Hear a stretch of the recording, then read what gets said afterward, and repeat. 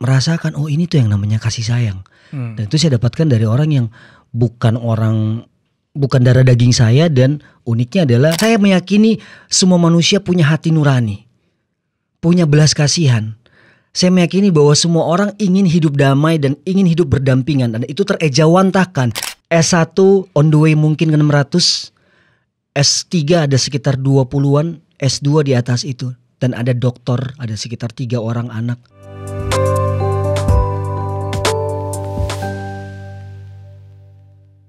Ya, tamu saya agak aneh juga gitu, saya dapat dia gitu. Tiba-tiba nyasar gitu videonya ke saya. Dia banyak sekali bicara tentang kepahlawanan orang keturunan Tionghoa ya di Indonesia.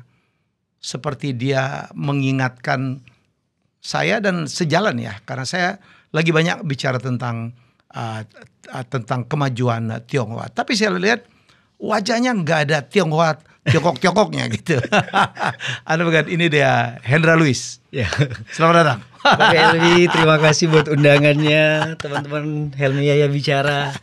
Assalamualaikum, Om Swastiastu, Namo Buddhaya, Shalom, salam kebajikan. Jadi kalau kau mendeskripsikan dirimu itu sebagai siapa, Luis? Saya sebagai apa? Saya sebagai orang yang mencintai seni, terlebih seni peran.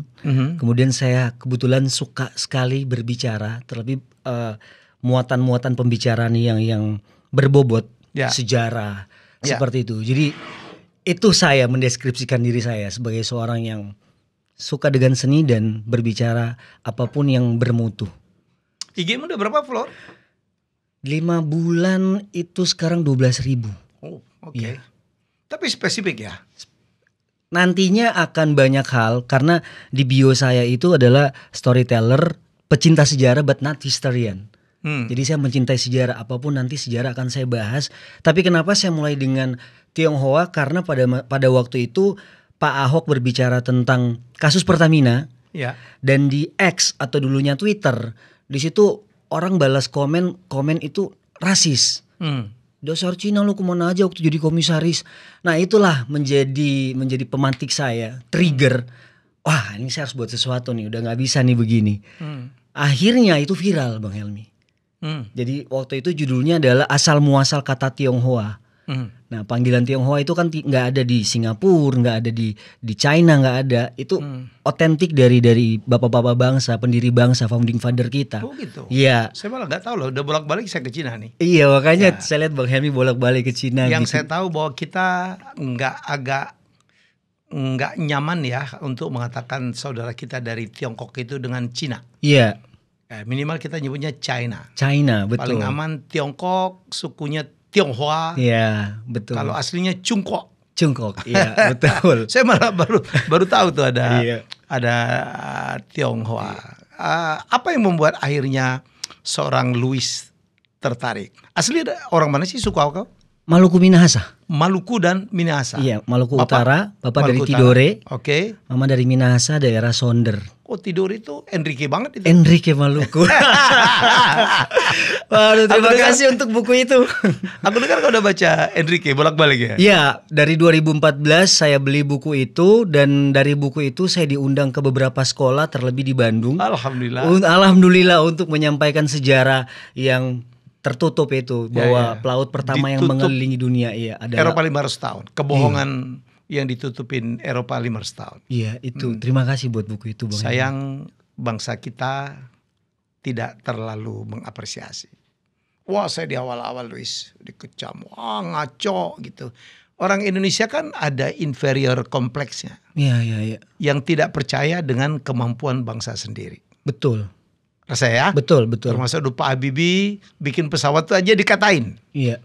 Gitu. Jadi menurut saya mestinya kan generasi ke depan ya. Iya. Generasi ke depan. Saya kalau baca netizen itu ada orang ya, saya ingat banget dari suku apa saya nggak perlu sebut. Iya. Itu mencari-cari mengatakan kalau Enrique itu bohong. Dia bilang aku bisa bahasa Spanyol.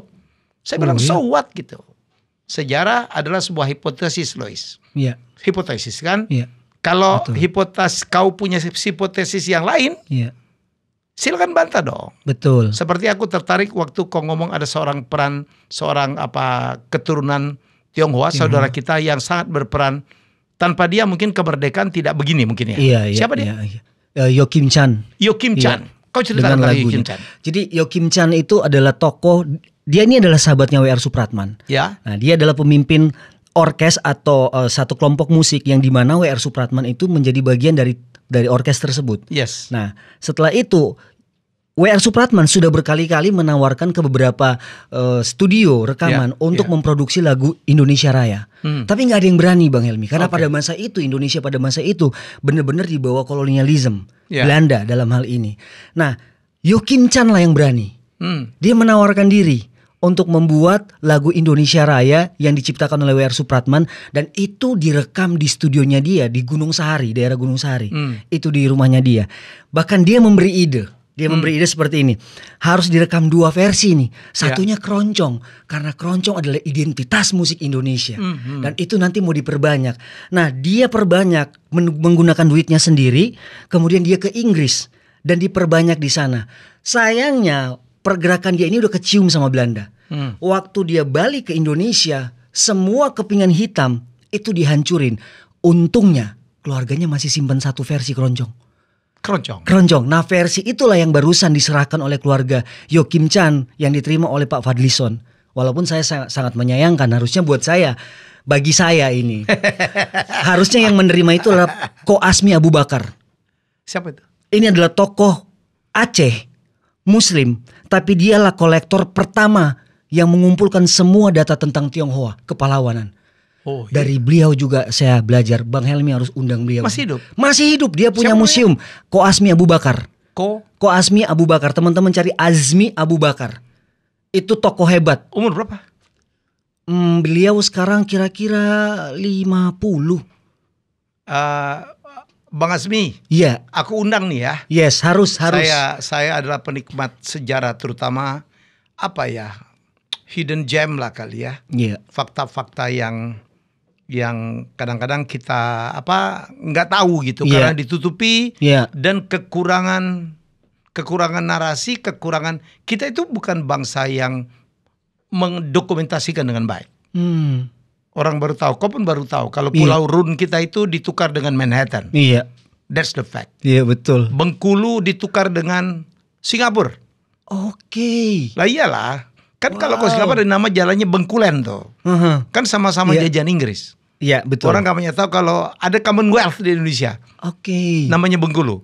Oke. Ya, jadi Commonwealth yang paling ekonominya paling bawah itu karena Commonwealth negara pesamur semua kaya-kaya semua. Ya, saya terusin dikit ya Bang Helmi. Silakan. Nah, akhirnya sebelum dia ke Inggris ada yang lewat. Sebelum dia ke Inggris, Yo Kim Chan itu menitipkan master asli pertama, versi pertama, yaitu suara aslinya W.R. Supratman dan biolanya ke anaknya yang cewek. Nah, master ini setelah dia pulang dari Inggris karena dihancurin yang keroncong, dia tawarkan kepada pemerintah untuk dicetak lebih banyak lagi. Tapi pemerintah menolak. Saat itu 1950-an. Udah merdeka dong kita. Udah merdeka. Nah, kemudian pemerintah meminta lagi dengan alasan ingin menaruh yang namanya penciptanya siapa gitu. Pokoknya ingin disahkan lah. Tapi sayangnya kepingan yang diselamatkan dari tangan penjajah Belanda itu hilang di tangan anak bangsa sendiri. Versinya W.R. Supratman dengan suara aslinya, dan kita nggak pernah dengar itu. Yang keroncong. Yang versi pertama W.R. Supratman sendiri sama biolanya. Yang keroncong yang kita dengar. Itu ada vokalnya ya? Ada vokalnya, sangat disayangkan. Makanya itu kenapa kita bisa menyanyikan lagu Indonesia Raya detik ini, karena ada peran tokoh Tionghoa bernama Yo Kim Chan. Dan itu yang harus diingat. Itu 3 stanza ya? 3 stanza, betul. 3 stanza. Oke. Wow. Apalagi kau yang kau angkat Louis, tentang pahlawan-pahlawan tak dikenal. Tak dikenal. Ya, terutama yang namanya 3 suku kata gitu ya. Orang nggak tahu padahal mereka berperan dalam bangsa, dalam kemerdekaan dan mengisi kemerdekaan Indonesia. Ada yang namanya Dr. Kwa Chuan Sio, teman-teman. Teman-teman mungkin belum tahu ini. Nah, Dr. Kwa Chuan Sio ini dia siapa? Dia adalah dokter yang akhirnya mengabdikan dirinya untuk anak bangsa pada masa itu karena dia melihat ada satu tindakan yang sangat-sangat disayangkan oleh kolonial Belanda dalam hal kesehatan. Bagaimana perhatian kesehatan medis, perlakuan medis kolonial kepada anak miskin, kepada ibu hamil, kepada orang-orang yang sakit pada masa itu sangat tidak sesuai dengan standar. Tahun berapa? 1922 dokter Kwa dia mendirikan yang namanya klinik namanya Jiangseng Leng kalau nggak salah. Nah dari klinik itu nantinya kita tahu ada rumah sakit yang bernama Husada. Oh jadi Mangga Besar. Di Mangga Besar. Nah Bang Helmi orang sakit datang ke dia itu dijemput sama dia. Karena dia tahu dia orang miskin. Dan itu sampai ke daerah Banten. Setiap hari begitu dia jemput kemudian dianterin pulang. Dan dia kasih duit. Karena dia tahu mereka sakit gak mungkin kerja. Sampai akhirnya satu saat dia pulang mengantarkan beberapa pasien di daerah Serang. Kemudian Tangerang sana. Dan dia jatuh di kliniknya sendiri di umur yang masih muda 50-an. Dan dia meninggal karena kelelahan. Mengabdikan dirinya untuk anak bangsa. Dan waktu dia meninggal ada cerita yang sangat luar biasa di mana semua orang turun ke jalan, orang-orang yang pernah ditolong, dan ada istilah begini, matahari kami telah tenggelam untuk selamanya. Bayangkan kalau orang Indonesia tahu banyak maka diskriminasi. Saya pikir pencipta diskriminasi yaitu bangsa Belanda. Mereka menciptakan banyak diskriminasi, divide et impera. Saya pikir harusnya dengan perginya mereka, selesainya mereka ada di sini menjajah bangsa kita, harusnya diskriminasi itu juga berakhir. Ya, tapi bagaimanapun kita makin membaik lah ya. Ya, betul. Dibanding negara jiran Malaysia, saya pikir lebih parah. Saya seminggu ini kan suka nonton YouTube ya. Iya. Di mana banyak sekali sekarang sudah bendera Malaysia dipasang terbalik lah. Kemudian mereka mempersoalkan kenapa PBB menggunakan bahasa Indonesia, tidak bahasa Melayu lah. Betul. Ada makin mengental itu. Iya. Ya kan mereka ada Melayu, ada China, ada Kling. Ya, Inggrisnya mungkin ya sedikit tapi menurut saya kita harus bersyukur makin baik. Betul. Makin baik. Kalau baca di komen-komen ya udahlah. Iya. Kadang-kadang orang yang nggak tahu banyak ini ngomongnya banyak. Iya. Ya, seperti saya kan ke China bolak-balik. Iya. Kan saya pikir itu propaganda ya dari Barat.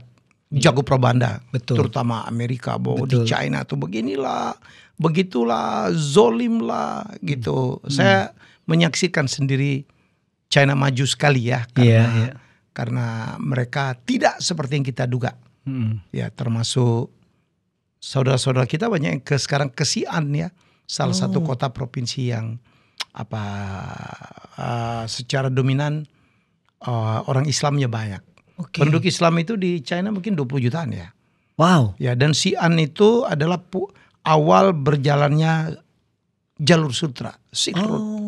Jadi sebegitunya gitu. Jadi menurut saya semoga dengan konten-kontenmu bertahanlah seperti itu, kau kabarkan bahwa kita tuh bersaudara. Terima kasih Bang Helmi. Kita bersaudara. Iya. Ya. Kadang-kadang kita bingung, orang asli Indonesia itu siapa sih? Iya, betul. Siapa sih? Betul. Apakah orang Batak itu, apakah orang Jawa, apakah orang Sunda?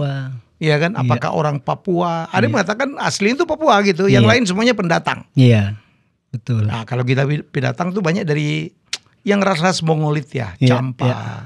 Saya Palembang kan. Melayu Austronesia. Oh, China-nya tuh kental banget. Iya. Kental banget. Louis, ada persinggungan kenapa akhirnya cinta banget dan mengangkat kisah-kisah heroik orang-orang China di Indonesia? Pertama karena almarhum opa saya itu adalah pejuang 45. Opa saya bersama bapaknya almarhum waktu itu wali kota Bitung itu di Manado. Ya. Bersahabat, dan opa saya ini yang menurunkan bendera Belanda di daerah kota Mobagu, Sulawesi Utara. Oke. Ya, saya ingat banget rekaman waktu kecil, waktu beberapa orang datang ke rumah kami dan meminta izin untuk mereka mau mendirikan monumennya opa. Tapi opa bilang enggak, saya sudah selesai mengabdi untuk negara ini, nggak perlu ada itu. Nah, itu membekas ke saya sampai akhirnya berjalannya waktu, makin besar saya makin besar. Saya bertemu dengan suami istri dari suku Tionghoa. Nah, dari mereka lah 13 Desember 2004. Saya sangat ingat. Lewat mereka saya mengalami yang namanya kasih sayang, penerimaan yang sangat luar biasa. Bahkan mereka mengarahkan saya ke mimpi saya. Saya ingin menjadi seorang filmmaker. Dan saya dikuliahkan. Dengan segala sesuatu yang saya butuhkan pada waktu itu, semuanya disiapkan. Dan bukan cuma saya, Bang Helmi. Tapi ada banyak anak, bahkan sudah sekitar 500 S1 yang diluluskan dari suami istri ini. Siapa dia? Papa Daniel Alexander dan Mami Louis. Papa Daniel Alexander dan Mami Louis Alexander, iya. Louis Alexander. Iya. Masih hidup mereka? Masih hidup. Bang Helmi, kalau ada waktu mengundang mereka boleh, saya kasih kontaknya langsung. Mereka berdua ini luar biasa membangun sekolah berpola asrama gratis di Papua. Nah, dari mereka di Papua. Nabire. Iya, Okay. Nabire ada juga di Manokwari, di pedalaman namanya Momiwaren. Jadi ada beberapa tempat juga mereka support tanpa melihat agama, suku, dan bahasa.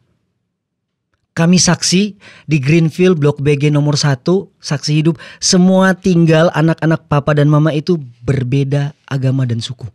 Dan itu dikuliahkan. So S1 on the way mungkin ke 600. S3 ada sekitar 20-an. S2 di atas itu. Dan ada doktor, ada sekitar 3 orang anak doktor, bergelar doktor. Daniel Alexander. Dan Louis Alexander. Alexander. Iya.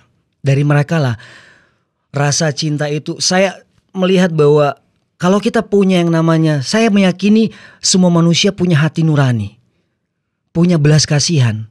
Saya meyakini bahwa semua orang ingin hidup damai dan ingin hidup berdampingan. Dan itu terejawantahkan di Bhinneka Tunggal Ika. Berbeda-beda tapi satu jua. Harusnya fondasi ini yang kita hidupkan. Dan waktu saya mengalami rasa kasih sayang yang luar biasa dari papa mama yang which is mereka bukan orang tua kandung tapi memperlakukan kami seperti anak kandung. Di situ saya punya mimpi untuk bagaimana nanti anak muda seperti saya, atau setidaknya saya bisa mewariskan bahwa jangan pernah ada perbedaan. Cukup putuskan semua itu. Perbedaan gak boleh ada di bangsa ini. Karena kita ini adalah bangsa yang majemuk. Harusnya kita memahami betapa luar biasanya founding father kita membangun bangsa ini lewat pergerakan Sumpah Pemuda 1928. Bagaimana Nyong Slebes, Nyong Borneo, mereka datang bersatu, gak perlu mikirin duit, yang penting kita satu. Harusnya semangat itu kita bisa adopsi semangat itu. Kemudian kita ejawantahkan di saat ini. Seperti itu. Jadi dari dua tokoh itulah, Papi Daniel dan Mami Louis. I just wanna say thank you so much Papa Mama lewat konten bersama Bang Helmi Yahya Bicara. Terima kasih Bang Helmi. Jadi lewat dua sosok itu saya akhirnya harus mengangkat nih tokoh-tokoh Tionghoa yang harusnya orang kenal tapi ditutupi. Ya, kita tahu bersama lah siapa itu. Gitu Bang Helmi. Kalau boleh tahu beliau berdua itu itu dapat duit dari mana untuk mengongkosin pendidikan anak-anak yang bukan anak kandungnya? Banyak dan tidak murah saya pikir ya. Iya, betul sekali. Nah, kebetulan Bang Helmi, apa usahanya? Bang Helmi bertanya di orang yang tepat nih. Soalnya saya pengingat yang baik. Jadi sebenarnya papa mama itu mereka cuma hamba Tuhan. Cuma pendeta biasa. Oh, pendeta. Tapi mereka enggak. Jadi papa mama itu, Papa Daniel salah satu pelopor berdirinya Gereja Bethel Indonesia. Kalau nggak ada beliau, Yeremia Rim dan Damaris, maka tidak ada Gereja Bethel di Indonesia. Nah, beliau tokoh, tapi beliau uniknya dia nggak mau punya gereja, karena buat dia gedung bisa dibangun suatu waktu, tapi yang paling penting harus dibangun adalah manusianya. Makanya dia berfokus membangun manusia dengan mimpi mereka, dengan cita-cita mereka. Again, tanpa melihat apa agama mereka. Dia gak peduli. Buat dia ketika anak ini punya mimpi, bagaimana cara mimpi ini, mimpi anak ini bisa menjadi kenyataan. Nah, jadi lewat uang-uang persembahan itu Bang Helmi. Papi itu menggunakan uang-uang untuk menyekolahkan anak-anak. Maaf, saya harus berkata jujur, saya tahu sekali industri gereja seperti apa. Sudah seperti perusahaan dan makanannya itu uang perpuluhan. Yes, saya tahu, sangat tahu. Tapi papi berbeda. Dia ini opposite. Dia gak melakukan itu. Buat dia, uang yang masuk harus habis hari itu untuk orang-orang yang layak mendapatkan pertolongan. Dan sampai sekarang dia melakukan itu. Hal itulah yang kemudian membuat orang-orang menjadi donatur beliau. Dan dari uang itu dia terus mencari mana lagi anak-anak yang harus disekolahkan. 96 mendirikan sekolah pertama di Papua Nabire sampai sekarang. Kemarin kami pergi tanggal 15 sampai 17 Juli ulang tahun yayasan beliau berdiri di tanah Papua yang ke-30 tahun. Seperti itu. Luar biasa. Ya salam untuk beliau ya. Iya. Kalau mohon perkenan jadi tamu saya, Iya. ya kita Boleh. ngobrol ya. Iya Bang Helmi. Supaya menjadi inspirasi. Iya. Terima kasih Jadi banyak supaya Bang Helmi. kita ya berhentilah ya gerakan-gerakan intoleransi Iya. ya. Amin. Yang mohon maaf lah ya. Masalah peribadatan ya ikut Iya. aturan aja. Mm. Ya jadi karena memang kita dari dulu kan komitnya Bhinneka Tunggal Ika. Iya, betul. Ya negeri ini didirikan oleh berbagai suku. Iya. Ya masih ada berita ibu-ibu Aceh nyumbang emas. Ya kan begitu Iya, ya. iya. Apa ibu-ibu dari Padang Iya. nyumbang. Oh dan Jogja. Wah saya baru baca kemarin betapa besar sumbangan dari Sultan Jogja waktu itu ya. Untuk kemerdekaan. Dahulu di Medan ada yang namanya Jong Afi. Dia salah satu tokoh yang mendirikan Medan yang dulu masih namanya Deli Tua. Bang Helmi pasti tahu. Dia ini tokoh yang sangat bersejarah, mendirikan masjid Bang Helmi. Mendirikan gereja, mendirikan sekolah-sekolah. Bahkan pesan-pesannya sebelum dia meninggal, 4 bulan sebelum dia meninggal, dia berpesan untuk menolong orang. Dia pesan ke anak-anaknya, tolong orang tanpa harus melihat agama mereka. Kalau mereka gak punya biaya sekolah, sekolahkan mereka. Kalau ada yang sakit, bawa mereka ke rumah sakit dan biayai. Sangat luar biasa. Sejalan dengan apa yang Bang Helmi bilang. Saya tahu tuh rumah sakit Islam ya di Cempaka Putih itu pendirinya itu adalah seorang Nasrani. Gitu. Iya betul betul. Aduh, betapa kayanya keberagaman kita ya. Iya. Tolong jangan dirusak. Bapak ibu kandungmu sendiri apa kerjanya? Bapak itu di daerah saya orang tuanya udah divorce. Oke. Ya orang tua udah divorce. Saya dibesarkan sama opa oma dari kecil. Jadi saya dari bayi tuh orang tua udah divorce Bang Helmi. Oke. Nah kebetulan bertambahnya usia saya tahu bahwa bapak saya tuh punya usaha jahit. Di mana tuh? Di Bitung, Sulawesi Utara. Di Bitung. Iya. Dan dia juga seorang musisi. Gitaris, seorang musisi. Dia punya band ngajarin anak-anak di sana untuk bermain gitar. Dia gitaris yang luar biasa. Nah kalau mama itu hanya seorang ibu rumah tangga.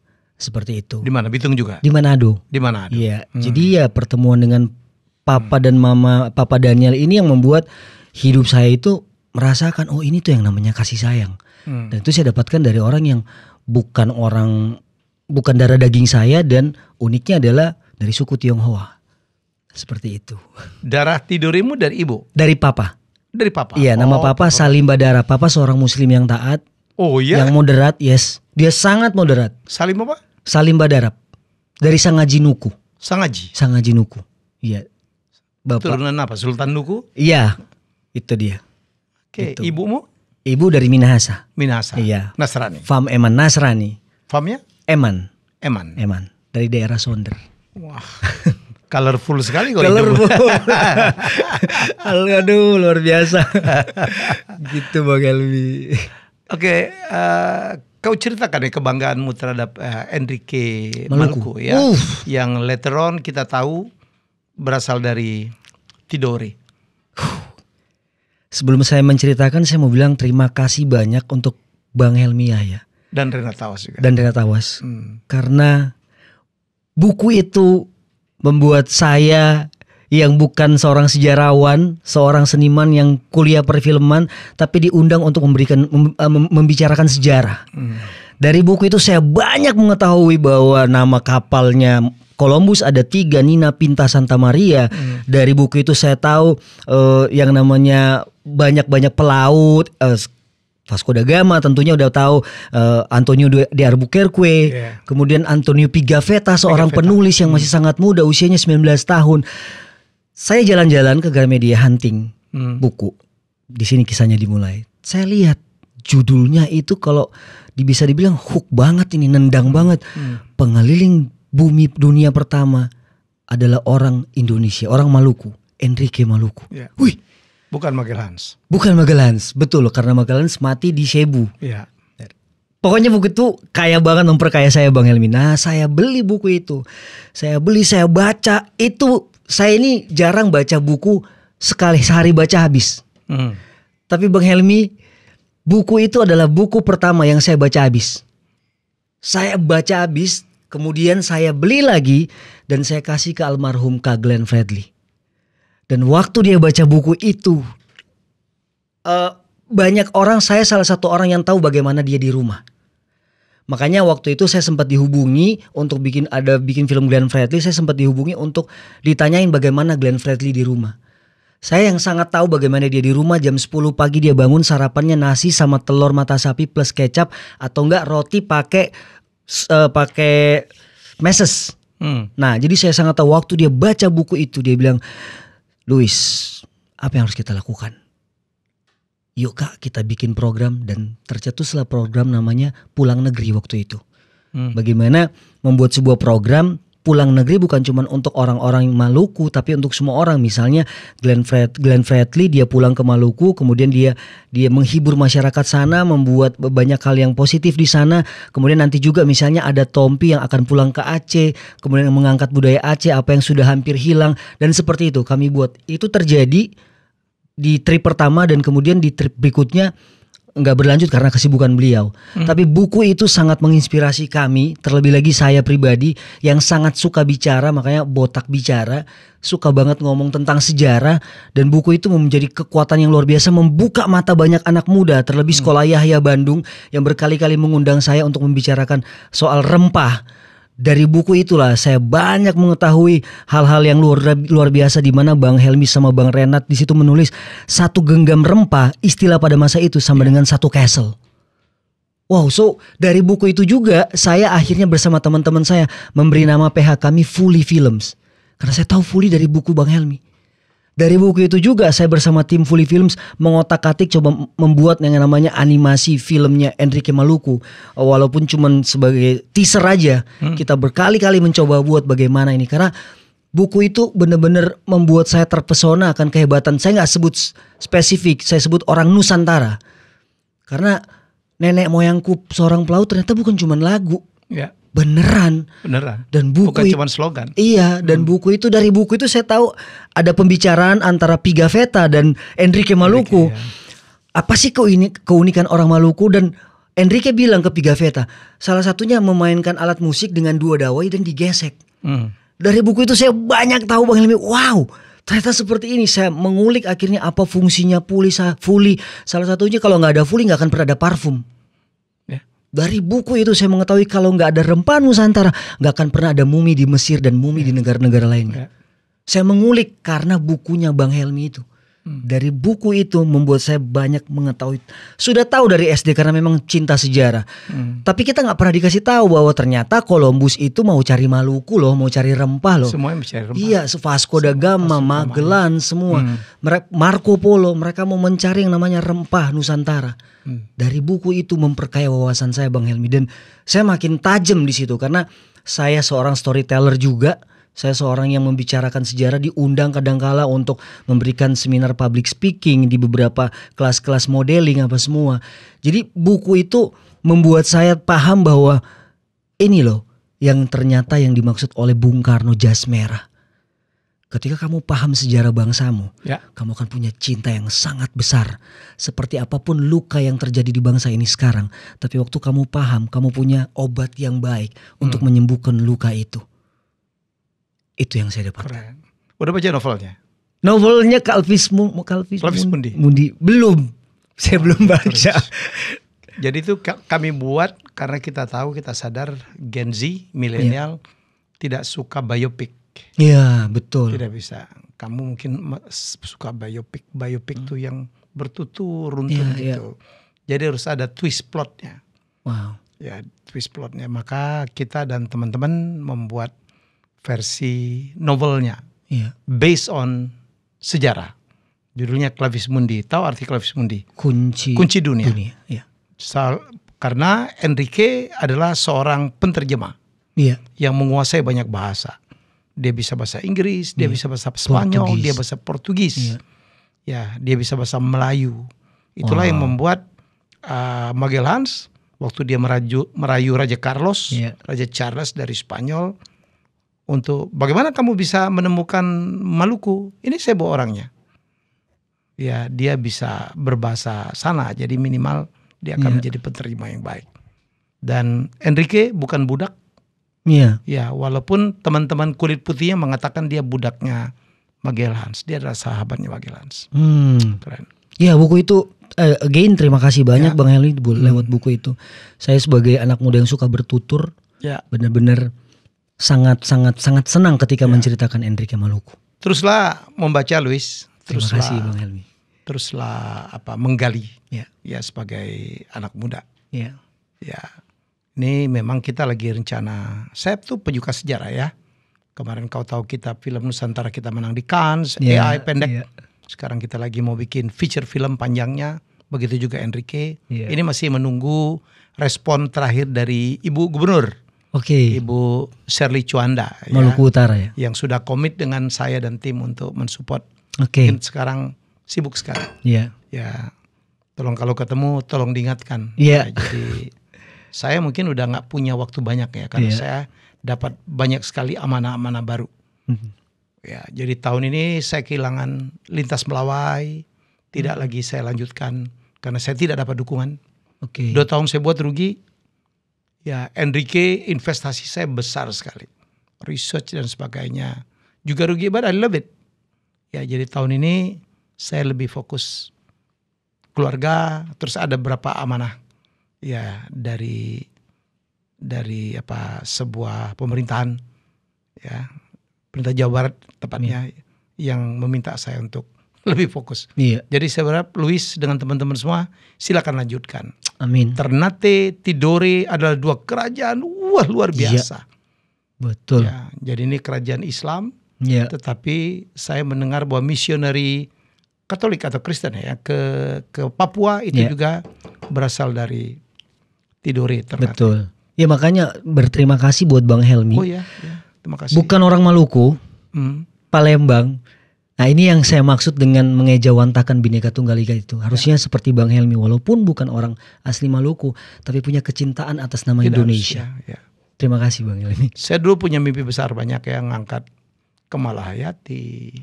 Bayangin ya seorang Laksmana perempuan dari Aceh pemimpin berapa ribu Inong Bale. Inong Bale itu adalah janda-janda yang suaminya mati dalam perang. Dia pun Inong Bale. Dia pun Inong Bale dan menang. Dia membunuh Cornelis de Houtman kalau nggak salah ya dalam perang pakai rencong. Ratu Kalinyamat Jepara itu pembuat kapal yang tidak bisa ditorpedo oleh Eropa. Sehingga waktu Belanda menjajah Indonesia, dia takut sekali dengan kapal-kapal itu dan membuat aturan tidak boleh lagi Indonesia Nusantara membangun kapal-kapal besar. Wah, banyak sekali pahlawan-pahlawan kita. Pajajaran ya, Prabu Siliwangi. Iya, betul. Ya, betul. Thank you, Luis. Ada yang ingin disampaikan?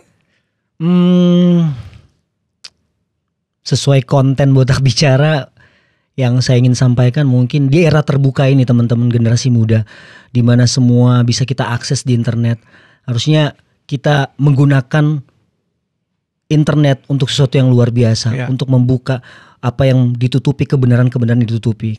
Generasi kita adalah generasi di mana banyak pelajaran sejarah yang ditutupi. Nah, saatnya dengan adanya internet, mari kita buka apa yang namanya kebenaran atas nama Indonesia. Dari saya Botak Bicara. Dengan AI tepatnya ya. AI betul, AI juga betul. Ya, jadi silakan, saya punya studio Nera Vision yang kemarin menang di Cannes film pendek.